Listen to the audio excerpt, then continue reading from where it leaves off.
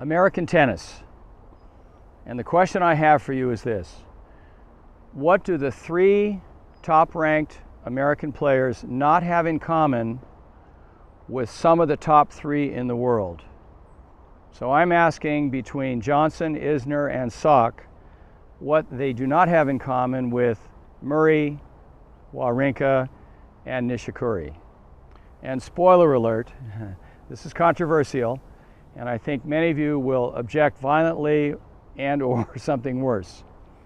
But here's what I see, and I wonder about this all the time.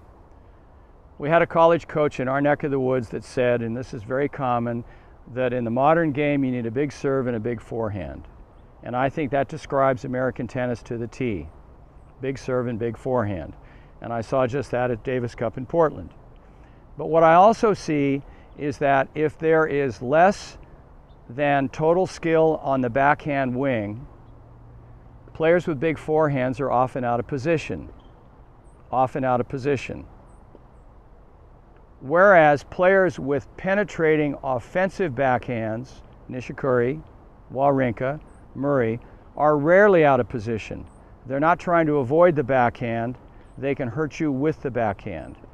And once years ago, I remember Andy Roddick lost to Andre Agassi in San Jose. And we had ball kids there. And Agassi was playing the ball cross court to Roddick. And he would just keep the rally going because he could see that Roddick couldn't play the ball heavy up the line. And so after the match, Roddick even said he felt like he was 12 years old. But what it meant was that in backhand exchanges, Roddick had nothing and Agassi had everything.